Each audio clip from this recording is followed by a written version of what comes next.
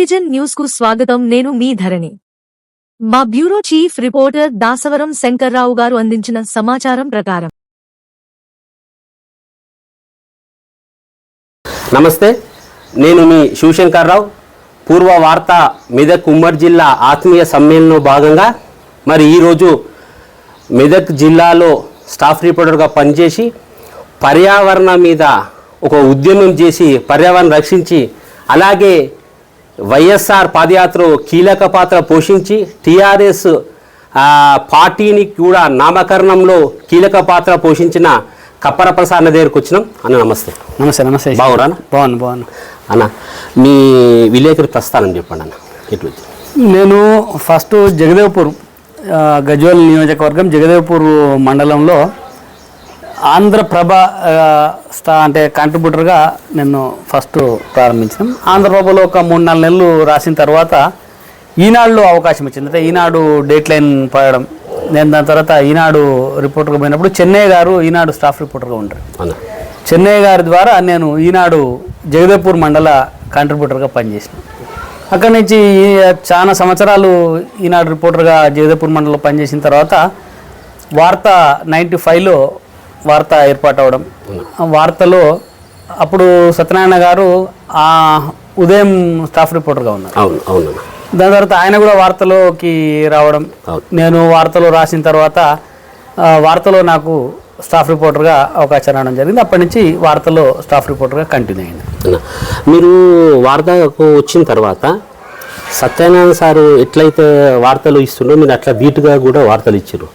ఆ సంగారెడ్డి నుంచి జైరాబాద్ పోయిన తర్వాత మీరు ప్రత్యేకంగా పర్యావరణం గురించి ఆర్టికల్ రాస్తూ సదస్సులు పెడుతూ చాలా బ్రహ్మాండమైన కార్యక్రమం చెప్పి అది ఎట్లా ఇడవచ్చు ఇట్లా చేసి అంటే మనకు డిడిఎస్ ఒకటి సంస్థ ఉండేది జైరాబాద్లో, డక్కన్ డెవలప్మెంట్ సొసైటీ.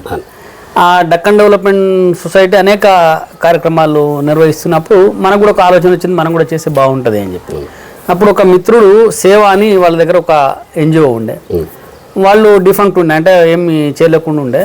అప్పుడు వాళ్ళు ఏమన్నారంటే సరే ఏదైనా చేస్తే బాగుంటుంది అన్నప్పుడు మనం పర్యావరణ పరిరక్షణ వేదిక అని చెప్పి ఒక సంఘాన్ని పెట్టినాం. అంటే అక్కడ ఎందుకు వచ్చింది అంటే జహీరాబాద్ ప్రాంతంలో అంతా దిగ్వాలు, కిందికి పోతే రంజోలు, తర్వాత మిగతా ఆ చుట్టుపక్కల ఏరియాలల్లో బాగా కాలుష్యం వస్తున్నది, ఫ్యాక్టరీలతోటి ఇబ్బందులు పడుతున్నారు, భూగర్భ జలాలు పాడైపోతున్నాయని చెప్పి ఎప్పటి నుంచో మూవ్మెంట్ జరుగుతూ ఉంది. కాకపోతే దానికి అంతా ఒక రూపం రానప్పుడు మనం పర్యావరణ పరిరక్షణ వేదిక పేరుతోటి ఆ ప్రాంతంలో రైతులను కలిసి మాట్లాడి కొంత మూవ్మెంట్ చేయాలి అనుకున్నాం. ఆ సందర్భంలో మనకు చాలామంది అక్కడ సహకరించారు. అక్కడ గతంలో ఎక్స్ఎమ్మెల్యే నరసింహారెడ్డి గారు, ఇతర నాయకులు, అప్పుడు జహీరాబాద్ మండల ప్రెసిడెంట్గా లక్ష్మారెడ్డి ఉండేవారు, మొన్ననే చనిపోయినారు. లక్ష్మారెడ్డి గారు కానీ, లేకపోతే అక్కడ రాములు అని చెప్పి హుగ్గెలికి సర్పంచ్గా ఉంటుండే ఆయన రాములు. దాని తర్వాత అప్పుడు ఏబీపీ టీంలో వెంకటరెడ్డి అని పాపం మీ నర్సాపూర్ ప్రాంతం అతనే ఉండేది, ఆయన జిల్లా ఇన్ఛార్జిగా పనిచేస్తుండే. అక్కడికి వచ్చేది అతను. తర్వాత శ్రీనివాస్ అని, వెంకటరెడ్డి అని, ఏబీపీ పిల్లలు అక్కడ ఉంటారు.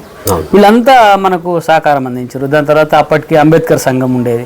అంబేద్కర్ సంఘంలో ఇప్పుడు రామచంద్ర భీమవంశీ అని చెప్పి టీచరు అతను. దాని తర్వాత ఒక లెక్చరర్ ఉండేది, పేరు గుర్తు రావట్లేదు నాకు, ఆ లెక్చరర్ అనంతయ్య గారు, సంగారెడ్డిలో కూడా పనిచేశారు. దాని తర్వాత లెక్చరర్ అనంతయ్య గారు.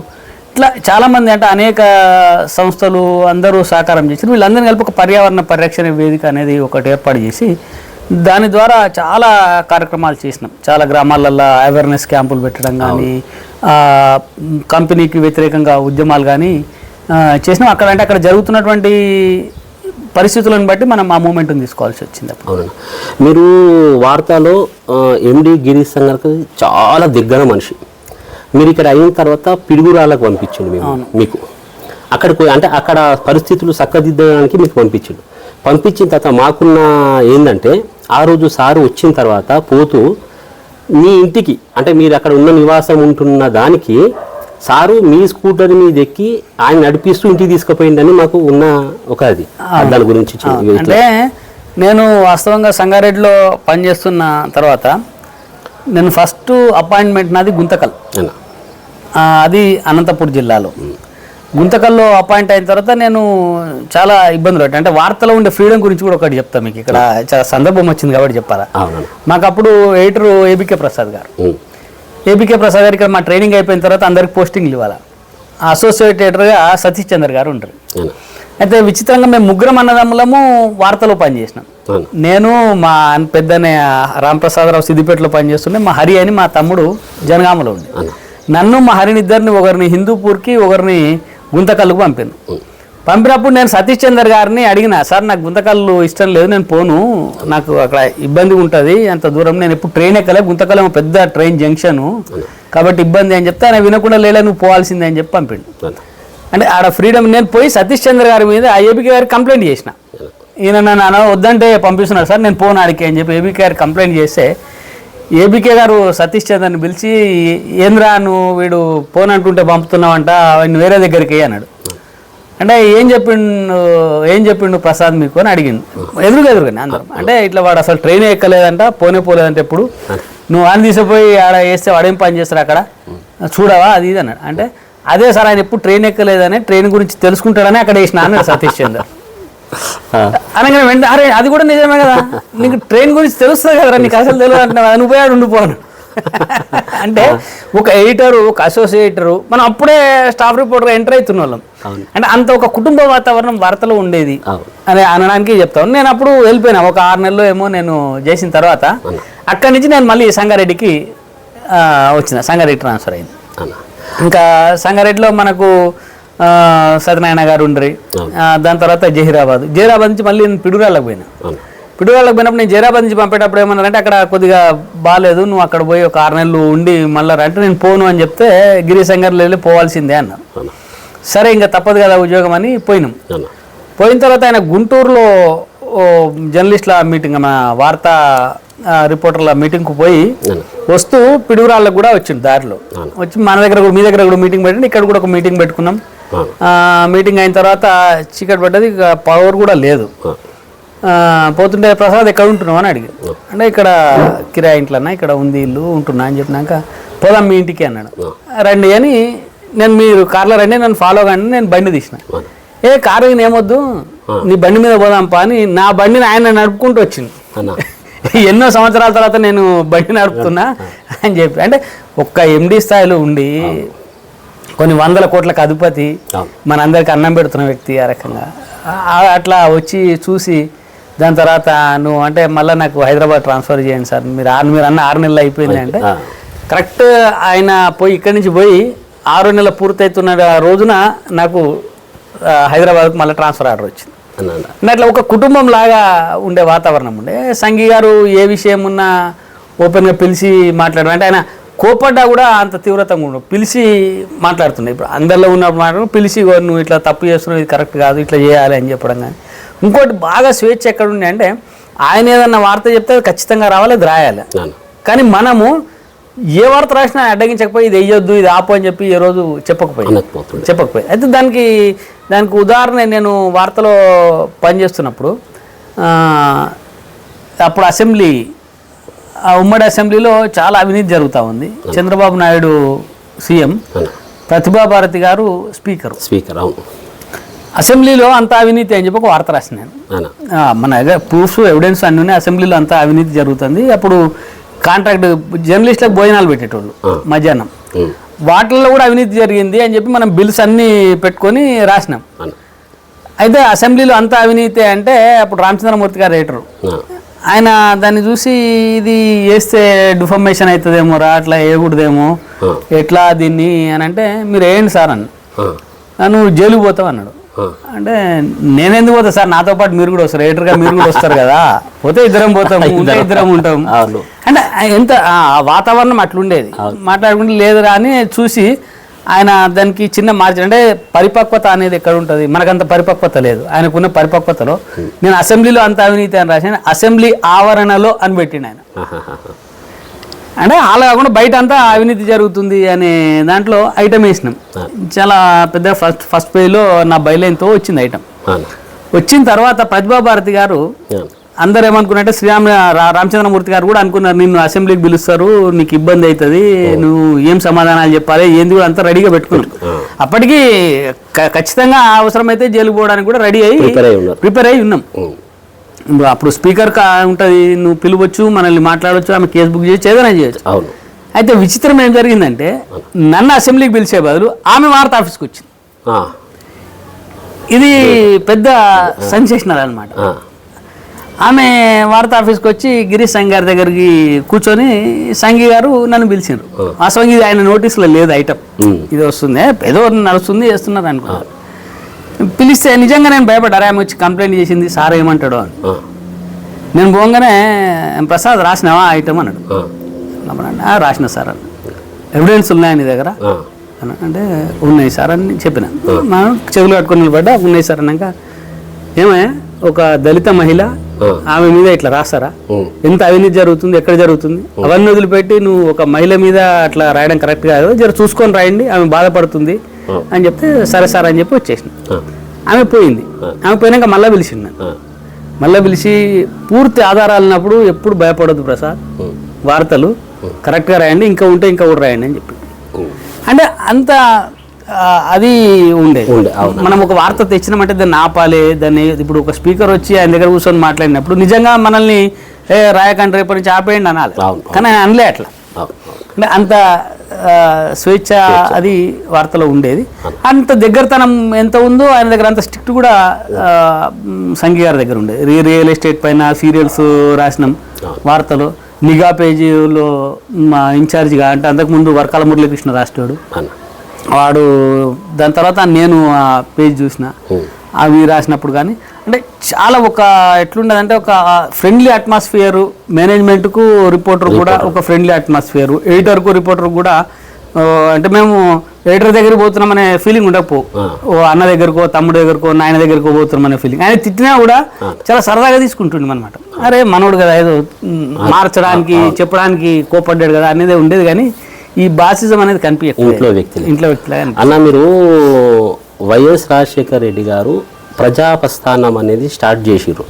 స్టార్ట్ చేసే దాంట్లో ఎండి గారు, అప్పటి సాయిబాబా గారు, మీరు ఉన్నారని మాకు సమాచారం. అది ఇట్లా శ్రీరామ్మూర్తి గారు మెయిన్ శ్రీరామ్మూర్తి ఎట్లా అసలు అంటే అప్పటికి చంద్రబాబు నాయుడు గారి మీద పెద్ద ఎత్తున మనం ఆ ప్రభుత్వంలో జరిగే అవినీతి మీద పెద్ద ఎత్తున వార్తలు రాస్తున్నాం. స్పెషల్గా చంద్రబాబు నాయుడు ప్రభుత్వం ఎట్లా దోచుకుంటుంది, ప్రజలకు ఎట్లా ఇబ్బంది కలిగిస్తుంది, అవినీతి ఏముంది ఏందనేది చాలా లోతుగా మన విశ్లేషణాత్మకంగా విత్ ఎవిడెన్స్ తోటి వార్తలు రాస్తా ఉన్నాం. ఆ క్రమంలోనే ఇంకా ఎలక్షన్లు వచ్చే సందర్భంలో రాజశేఖర రెడ్డి గారు అప్పటికి కొంత ఫైనాన్షియల్గా పెట్టి ఉన్నారు, వారు కొంత ఇబ్బందులలో ఉన్నారు.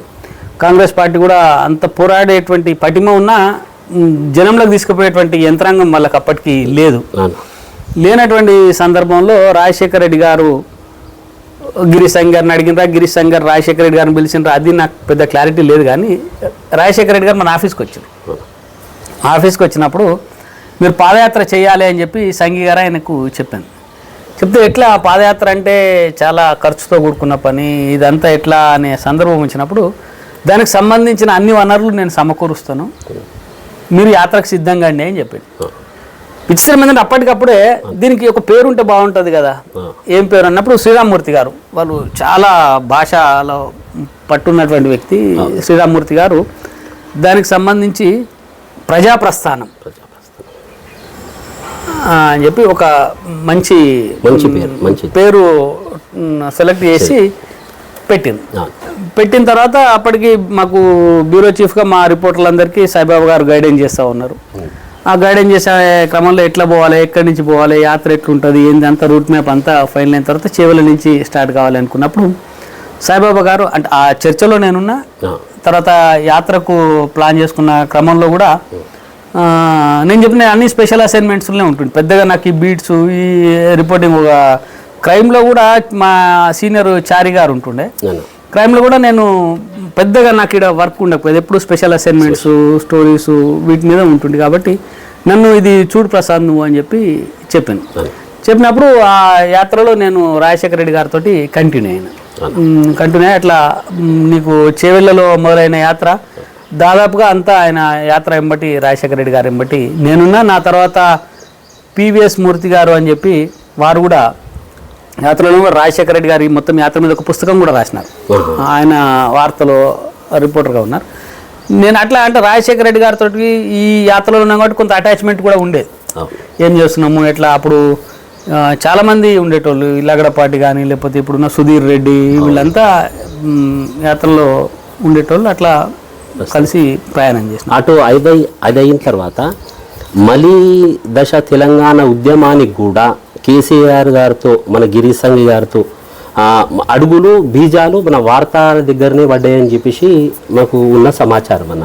అది ఎట్లా అంటే మనము కేసీఆర్ గారు అది ఎట్లయిందంటే నేను మెదక్ జిల్లా జర్నలిస్ట్ యూనియన్కి జనరల్ సెక్రటరీగా ఉన్నాను. అప్పుడు బహుశా విరాహత్ అనుకుంటా అధ్యక్షులు రామలింగారెడ్డి, క్లారిటీ లేదు, ఉన్నారు. రామలింగారెడ్డి, నేను, విరాహత్, తర్వాత శాస్త్రి అని చెప్పి జహీరాబాద్లో ఒక రిపోర్టర్ ఉంటుంది అతను, నలుగురము జహీరాబాద్లో ఒక పెద్ద మహాసభ పెట్టాలనుకున్నాం. జర్నలిస్ట్ యూనియన్కి సంబంధించిన మహాసభ పెద్ద ఎత్తున. దాన్ని నేనే ఆర్గనైజ్ చేసిన.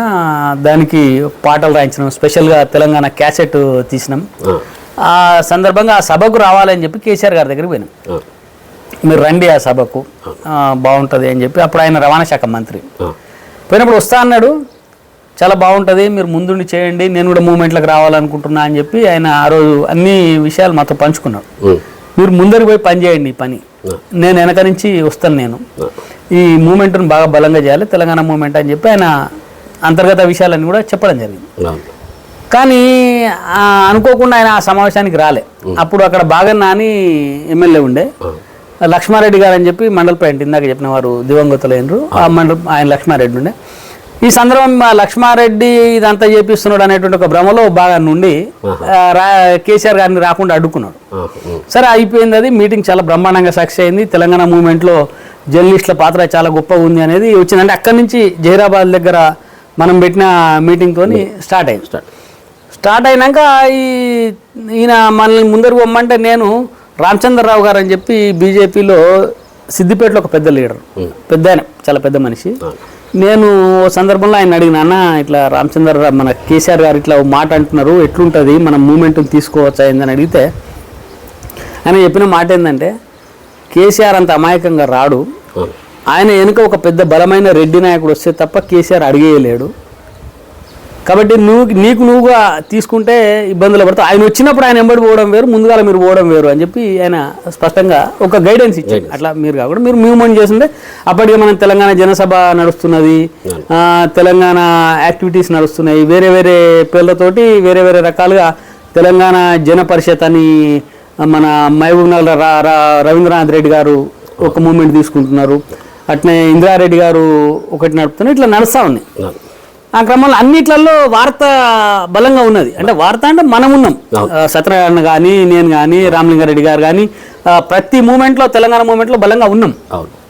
ఉన్న క్రమంలో కేసీఆర్ గారు బయటకు వస్తున్నారు అని తెలిసినప్పుడు సంఘీ గారిని వచ్చి వారు కలిసి మీ పూర్తి సహకారం కావాలి, మీరు సహకారం చేయాలన్నప్పుడు పూర్తి స్థాయిలో వార్త గిరీష్ సంఘీ గారు ఆయనకు మద్దతు చేయడమే కాదు, అన్ని రకాలుగా మనం వార్తలు ఇచ్చినాము, తోడున్నాం. నువ్వు ఒక కార్యకర్త కంటే ఎక్కువ పని చేసినాం, ఏది తెలంగాణ మూమెంట్ కోసం పని చేసినాం. అది ఇక్కడ మనం ఒక గుర్తు చేయాలి, టంకసాల అశోక్ గారిని గుర్తు చేసుకోవాలి బాగా. వారు నాకు తెలిసి హైదరాబాద్ నుంచి కరీంనగర్లో జనగర్జన సభ అనుకుంటా ఫస్ట్ పెట్టిండేది, కరీంనగర్. ఆ సభకు హైదరాబాద్ నుంచి 2 వీలర్ మీద పోయిండు ఆయన. హైదరాబాద్ నుంచి కరీంనగర్ ఎడిటర్గా ఉండి మాలాంటి వాళ్ళకి ఎవరు చెప్పినా పోతాం. కానీ అంటే అంత చిత్తశుద్ధితోని పనిచేసిన నిదర్శనం. ఆయన ప్రజల భావాలు ఏ రకంగా ఉన్నాయి, ఏమనుకుంటున్నారు, ఎట్లున్నది అని తెలుసుకోవడం కోసం పోయి చాలా పెద్ద వార్త రాసినాం. అది తెలంగాణ మూమెంట్కే ఒక బూస్టప్ ఇచ్చినాం మనం వార్తలో ఉండి. అది చంద్రశేఖరరావు గారికి చాలా ఉపయోగపడ్డది, తెలంగాణ మూమెంట్ కూడా. అంటే మేమందరం ఫ్రీగా పనిచేయడానికి అవకాశం ఎవరు కల్పించారు? గిరీష్ సంఘీ గారే కదా. ఇప్పుడు వద్దు పోకూడదు అంటే మేమైతే ఉద్యోగం అన్న వదులుకోవాలి, లేకపోతే ఉద్యోగం అన్న వేసుకోవాలి. ఉద్యోగం చేస్తూ ఉద్యమంలో ఉండగలిగినాము అంటే వారు మనకు స్వేచ్ఛ కల్పించారు, కాబట్టి మనం ఆ రకంగా పనిచేయగలిగినాం. అది కేసీఆర్ గారికి తెలంగాణ మూవ్మెంట్కు చాలా బలంగా ఉపయోగపడ్డది. అప్పుడు ఎలక్షన్లో అన్న భువనగిరి టికెట్కు అప్పుడు జిట్టా బాలకృష్ణారెడ్డి గారు, మన టైగర్ నరేంద్ర గారు ఒకటే దానికి పోటీ పడుతుందని చెప్పి తెలిసింది. ఆ ఇద్దరు రాజీ గురించి మీరే కుదిరించిందని తెలిసింది. ఇట్లా అన్న అంటే అది ఒక సందర్భంలో ఎట్లయిందంటే, మనం ఎప్పుడైతే తెలంగాణ మూవ్మెంట్లో ఉన్నామో కేసీఆర్ గారితో కూడా కొంత అటాచ్మెంట్ ఉంది. మనం జహీరాబాద్లో ఈ పార్టీ జెండా తీసుకుపోవడానికి, కార్యకర్తలు రావడానికి ఫస్ట్ పని చేసినాం మూమెంట్లో. అప్పుడు తెలంగాణ అనుకున్నాం కానీ ఇది రాజకీయ పార్టీ, ఆయన లీడర్ అనే ఫీలింగ్లో పోలే, తెలంగాణ మూమెంట్లో ఉండాలనేటువంటి ఉద్దేశంతో పని చేసినాం. అంతకుముందే ఇన్నయ్య గారు ఉన్నారు కదా, ఇన్నయ్య గారిని తీసుకొని పోయి నేను జహీరాబాద్లో సభ పెట్టినా, తెలంగాణ సభ. అది ఏబీపీ బ్యానర్తో పెట్టినాం. చూడండి, ఒక నక్సలైట్ నాయకుడు, ఒక ఏబీపీ బ్యానర్, ఈ కాంబినేషన్లో మనము సభ పెట్టినాం. దాని తర్వాత జనసభ మావోయిస్టు పార్టీ ఆధ్వర్యంలో నడిచే సంఘం, జనసభ యాక్టివిటీని కూడా మనము జహీరాబాద్లో చేసినాం. నేను ఒక రైటిస్ట్ ఐడియాలజీతో ఉండి కూడా, ఎందుకంటే బికాజ్ మనకు తెలంగాణ అనేది బ్రాడ్గా తెలంగాణ ఇంపార్టెంట్ అన్నది. కాబట్టి ఇవన్నీ ఉద్యమాలలో ఉన్నాం కాబట్టి, ఇన్నయ్య గారు కూడా అప్పుడు కేసీఆర్తో ఉన్నారు కాబట్టి మనకు కొంత కేసీఆర్ గారితో ఉండే సాన్నిహిత్యం అట్నే ఇన్నయ్య గారితో ఉండే సాన్నిహిత్యం. ఇన్నయ్య గారు అప్పుడు పార్టీ ప్రధాన కార్యదర్శిగా ఉన్నారు. ఆ సందర్భంలో కొంత ఉండేది. ఈ జిట్టా బాలకృష్ణారెడ్డి గారు తెలంగాణ యువజన సంఘాల సమాఖ్య పేరుతోటి పెద్ద ఎత్తున మూవ్మెంట్లో ఉన్నారు. అప్పటికే ఆయన అన్ని జిల్లాలు తిరిగి యువజన సంఘాలు పెడతా ఉన్నారు, చేస్తున్నటువంటి సందర్భంలో పల్లె రవికుమార్ అని చెప్పి నా మిత్రుడు, ఆయన బాలకృష్ణారెడ్డి గారిని నాకు పరిచయం చేశాను. పరిచయం చేసినప్పుడు, మీదంతా కంటే మూమెంట్ బలంగా వస్తున్నప్పుడు జిట్టా బాలకృష్ణారెడ్డి నువ్వు పార్టీలో చేరడం మంచిది, మనం మూమెంట్లో ఉందామని చెప్తే ఆయన అంగీకరించిండు. కేసీఆర్ గారు కూడా అంగీకరిస్తే, నాకు తెలిసి మొట్టమొదటి పాటల క్యాసెట్ అదే జిట్టా బాలకృష్ణారెడ్డి గారే చేసిండ్రు. బెల్లపల్లి మోహన్తో చేయించి కొన్ని పాటలు రాసి ఒక పాటల క్యాసెట్ కూడా తీసినాం. అప్పుడు పెద్ద ర్యాలీతో జిట్టా జైన్ అయింది. అప్పటికి భువనగిరి ప్రాంతంలో జిట్టా బాలకృష్ణారెడ్డికి మంచి పేరు ఉంది. అయితే ఈయన పోటీ చేయాలి అని చెప్పి డిసైడ్ అయింది. దాదాపు జిట్టా బాలకృష్ణారెడ్డికి ఆ టికెట్ డిసైడ్ అయింది. అయితే ఈ క్రమంలో ఏమైందంటే, కేసీఆర్ గారు 2 దగ్గర నుంచి పోటీ చేస్తున్నారు, కరీంనగర్, సిద్దిపేట నుంచి. అప్పుడు నరేంద్ర గారు కూడా నేను కూడా 2 దగ్గర నుంచి పోటీ చేయాలని చెప్పి ఆయన భావించారు. ఆయన భావించి మెదక్ అండ్ భువనగిరి అడిగినారు ఆయన. అప్పుడు కేసీఆర్ గారు, నేను వార్తలో ఉన్న రాత్రి 11-11:30 ప్రాంతంలో ఫోన్ చేశాను. ఇది ఎట్లా మీరు కొద్దిగా, అప్పటికి నరేంద్ర గారు బీజేపీలో ఉండడం, నేను కూడా అందులో కొంత యాక్టివ్గా ఉండడం వల్ల ఆయన నాకు బాగా పరిచయం. తర్వాత ఆయన అంతకుముందు పెట్టిన తెలంగాణ టీఎస్ఎస్ ఉండేది, దాంతో కూడా బాగా ఉండి ఆయన టీఆర్ఎస్లో విలీనం చేయడానికి కూడా కొంత అప్పటికి సరే మన వంతు ప్రయత్నం చేసినాం అప్పుడు. కాబట్టి సాన్నిహిత్యం ఉంది కాబట్టి మాట్లాడడానికి అవకాశం ఉంటుంది. మాట్లాడమంటే నేను మాట్లాడినా, అన్న వద్దు, మీరు మెదక్ పార్లమెంట్, మెదక్ అసెంబ్లీకి చేయండి, భువనగిరి వదిలిపెట్టండి అంటే, వారు ఎందుకో వినలే. నేను భువనగిరి చేస్తా, భువనగిరి కావాలి నాకు అంటే, ఇంకా తప్పని సందర్భంలో కేసీఆర్ గారు భువనగిరి టికెట్ ఆయనకి ఇచ్చిండ్రు. ఇవ్వకపోతే అప్పుడు స్ప్లిట్ వచ్చేటట్టుంది, ఇబ్బంది అయ్యేటట్టు. అప్పుడు బాలకృష్ణారెడ్డి గారిని సంజాయించి మళ్ళీ కొంత మనం సమ్మేళనం పాటిద్దామంటే పాపం ఆయన కూడా అంగీకరించింది. దాని తర్వాత బాలకృష్ణారెడ్డి గారిని మన తెలంగాణ యువతకి అధ్యక్షునిగా చేయడం జరిగింది. ఆయన దాని తర్వాత కేసీఆర్ అనేక రకాలుగా ప్రయారిటీస్ ఇచ్చిండ్రు. కానీ దురదృష్టం ఎందుకంటే ఆయనకి ఎప్పుడు ఎక్కడ ఏ పార్టీలో టికెట్ దొరకలే. అది ఆయన అట్లా టికెట్ దొరకక కొంత రాజకీయంగా చాలా ఇబ్బందులు పడ్డాడు.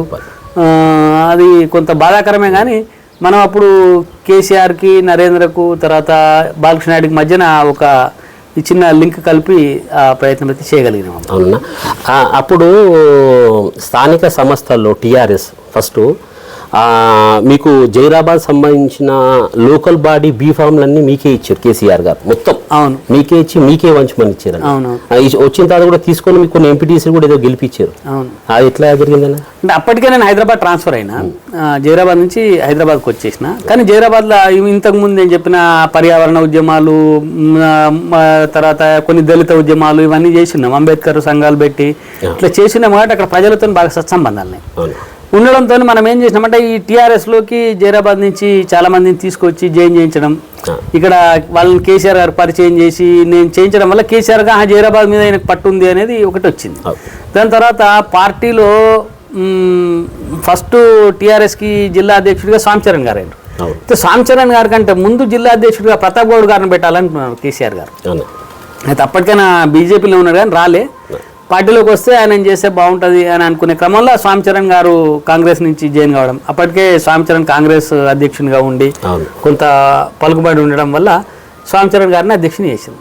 అప్పుడే ఎలక్షన్స్ వచ్చినాయి. ఎలక్షన్స్ వచ్చినప్పుడు అప్పటికి పార్టీ బలంగా లేదు, టీఆర్ఎస్ ఎక్కడ లేదు కాబట్టి ఎక్కడికక్కడ కొందరికి అప్పచెప్పాలనే ఉద్దేశంతో జైరాబాద్లో నాకు పరిచయాలు ఉన్నాయి కాబట్టి జైరాబాద్కి సంబంధించిన బీఫామ్ నుంచి అక్కడ కంటెస్ట్ చేయించండి అంటే, ఇప్పుడు ఇందాక శాస్త్రి అని చెప్పిన కదా, ఆయన కూడా జర్నలిస్ట్గా ఉండే, పాపం ఆంధ్ర అతను, అయినా తెలంగాణ మూవ్మెంట్కు బాగా పనిచేసింది, సపోర్ట్ చేసింది. అట్లా కొంత ఆయన తీసుకురావడము, దానివల్ల అప్పుడు మనకు కొన్ని ఎంపీటీసీలు కూడా మనం గెలిచినాం అక్కడ జైరాబాద్ ప్రాంతంలో. దాని తర్వాత జెడ్పీటీసీ కొద్ది తేడాతోని జెడ్పీటీసీ ఓడిపోయినాం మనం. అట్లా అంటే కొంత బలంగా మనం అక్కడ నిర్మాణం చేయగలిగినాం అప్పుడు. దాని తర్వాత చాలామందిని పార్టీలో చేర్పించిన ప్రయత్నం కూడా చేసినాం. రాధాకృష్ణరావు దేశపాండే గారు స్వామి చరణ్ తర్వాత అధ్యక్షునిగా అయినారు. వారు మా మేనబావ నార్సింగ్ సర్పంచ్గా ఉండే కాంగ్రెస్ పార్టీలో ఉంటుండే, లేదు ఇది బలంగా ఉంది బావ ఇంట్లోకి రమ్మని చెప్పి పార్టీలో జాయిన్ చేయడం, ఇట్లాంటి అనేక యాక్టివిటీస్ అప్పుడు చేయగలిగినాం. అది అట్లా కొంత టీఆర్ఎస్ తోటి అట్నే గజ్వేల్ ప్రాంతంలో కూడా టీఆర్ఎస్ యాక్టివిటీ కొంత చేయడం, అంటే పార్టీలో లేం ఇన్వాల్వ్ అయ్యి ఈ మూవ్మెంట్ మీరు చూసిందంత ఏంటంటే తెలంగాణ ప్రయోజనాలు పనిచేసారు, ఇంకోటి ఏం లేదు అన్న. థ్యాంక్ యూ అన్న. మీరు మనం 29 రోజు ఆత్మీయ సమ్మేళనం పెట్టుకున్నాం మెదక్ ఉమ్మడి జిల్లా పూర్వ వాళ్ళకు, మన సభ్యులందరి సందేశం ఏదన్నా? ఖచ్చితంగా నిజంగా వార్త అనేది ఒక సంచలనం. వార్త పత్రిక వచ్చిన తర్వాత ఎవరు ఎన్ని చెప్పినా ఏం కాదనుకున్నా ప్రజల పక్షాన నిలబడ్డది. తెలంగాణ మూవ్మెంట్ వస్తే తెలంగాణ మూవ్మెంట్ పక్షాన్ని నిలబడ్డం, ఎన్కౌంటర్లు బూటకపు ఎన్కౌంటర్లు జరుగుతూ ఉంటే ప్రజలకు ఇబ్బందులు పడుతూ ఉంటే ఎన్కౌంటర్లకు వ్యతిరేకంగా జరిగేటువంటి అనేక పోరాటాలలో వార్త అండగా నిలబడ్డది. దాని తర్వాత అనేక సందర్భాలలో ప్రజలకు ఎక్కడ ఇబ్బంది వచ్చినా వార్తా రిపోర్టర్లుగా మనం అందరికీ అండగా నిలబడ్డాం. జర్నలిస్ట్ అంటే ప్రజల కోసమే ఉండాలి అనేటువంటి ఒక సందేశాన్ని వార్తనే ఇచ్చింది. అంతకుముందున్న మూసబోసినట్టుండే జర్నలిజం నుంచి ఒక మార్పు కోరుకున్నటువంటి పరిస్థితి అందున్నది. అందులో మెదక్ జిల్లా అనేది చాలా స్పెషల్, అనేక ఉద్యమాలకు ఆలవాలమైంది. మెదక్ జిల్లా స్టాఫ్ రిపోర్టర్గా సత్యనారాయణ గారు, ఆయన దగ్గర సెకండ్ రిపోర్టర్గా నేను, దాని తర్వాత రామలింగారెడ్డి గారు, ఇట్లా నేను జహీరాబాద్లో, సిద్దిపేటలో, సంగారెడ్డిలో పనిచేసినటువంటి సందర్భాలలో అనేక ఉద్యమాలకు శ్రీకారం చుట్టినాం, ప్రయత్నాలు చేసినాం, ఆ ప్రజల పక్షాన నిలబడ్డాం. కాబట్టి ఈ వార్తలో పనిచేసిన వాళ్ళందరూ ఒక చోటికి రావాలన్నది ఆలోచన చాలా మంచి ఆలోచన. మరి ఈ ఆలోచన ప్రారంభించిన మిత్రులకు చాలా ధన్యవాదాలు.